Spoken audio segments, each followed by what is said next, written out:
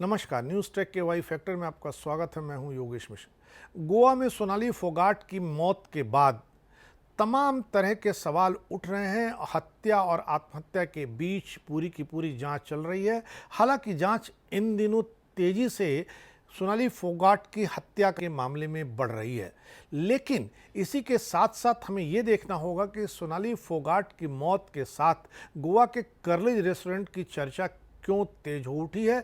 कहाँ है कर्लिज रेस्टोरेंट? गोवा के प्रसिद्ध अंजुना समुद्र तट पर यह रेस्टोरेंट स्थित है। हरियाणा की भाजपा नेता सोनाली फोगाट अपने होटल वापस आने और बेचैनी की शिकायत करने से पहले इस रेस्तरां में गई थी। 14 साल पहले कर्लिज रेस्तरां उस समय चर्चा में आया था जब एक ब्रिटिश किशोरी की मौत हुई थी। सोनाली फोगाट सोमवार की रात को कर्लिज रेस्टोरेंट गई थी और 23 अगस्त की सुबह होटल से सेंट एंथोनी अस्पताल में मृत लाया गया था। पहले संदेह जताया गया कि सोनाली की मौत दिल का दौरा पड़ने से हुई, लेकिन अब इसे हत्या का मामला माना जा रहा है।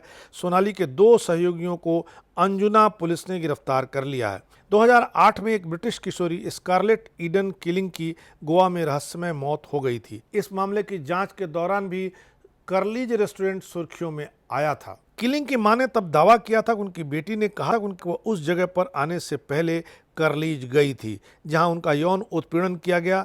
उसे समुद्र तट पर मरने के लिए छोड़ दिया गया था। मृतक की मां फियोना मैकउन का प्रतिनिधित्व करने वाले वकील विक्रम वर्मा ने कहा कि रिकॉर्ड पर मौजूद सबूतों से ऐसा प्रतीत होता है कि स्कारलेट किलिंग को लुई शैक में आने से पहले कर्लिज में ले जाया गया था जहां उसकी आखिरकार मौत हो गई। उन्होंने कहा कि सबूतों से यह भी पता चला कि लुई शैक में पहुंचने से पहले ही खतरनाक नशीले पदार्थों के नशे में वह थी। फ्री प्रेस की एक रिपोर्ट के अनुसार 14 वर्षीय ब्रिटिश नागरिक स्कारलेट किलिंग के दुराचार और हत्या की घटना ने इस रेस्तरां को सुर्खियों में ला दिया था। मामले की जांच के जद में हाई प्रोफाइल पुलिस, राजनेता और ड्रग माफिया का नेक्सस सामने आया। इसमें गोवा के पूर्व गृह मंत्री रवि नाइक का बेटा शामिल था। स्कारलेट किलिंग की मां फियोना ने अदालत में एक बयान में आरोप लगाया था कि राय नाइक ने कर्लिज रेस्टोरेंट में उनकी नाबालिग बेटी को ड्रग सौंपी थी। उस समय के दौरान कर्लिज के मालिक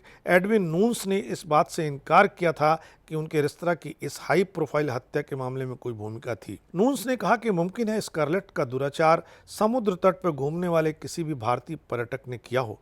नून्स ने एक बयान में कहा था कि वह समुद्र तट पर हर झोपड़ी में जाती थी। कर्लिज से करीब 1 किलोमीटर दूर एक झोपड़ी में उसके साथ रेप हुआ था। पुलिस और मेरे राजनीतिक प्रतिद्वंदी मुझे निशाना बना रहे हैं, मुझे फंसाना चाहते हैं। एडविन नून्स अंजुना के एक स्थानीय निवासी हैं। अंजुना पंचायत के पूर्व सरपंच हैं। एडविन नून्स ने गोवा में राजनीतिक हलकों के भीतर सभी दलों के नेताओं से अच्छे संबंध बना रखे हैं। अब हरियाणा के हिसार की रहने वाली सोनाली फोगाट की मौत के बाद रेस्तरां फिर चर्चा में है। सोनाली फोगाट के भतीजे मोहिंदर फोगाट ने दावा किया है कि गिरफ्तार किए गए 2 आरोपी सुधीर संगवान और सुखविंदर सोनाली को कर्लिज ले गए थे।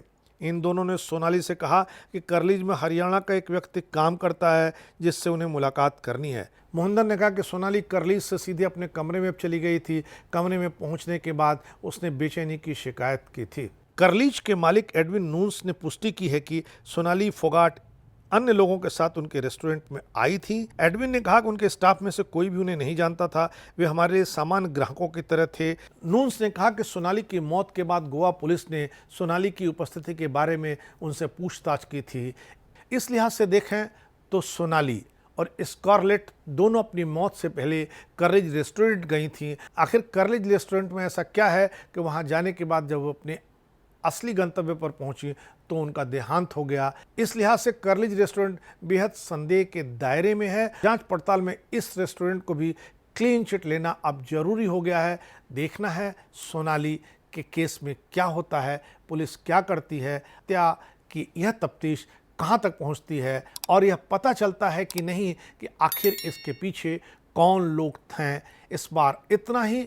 अगली बार फिर मिलेंगे किसी नए सवाल पर नए ढंग से बात करने के लिए। तब तक के लिए नमस्कार।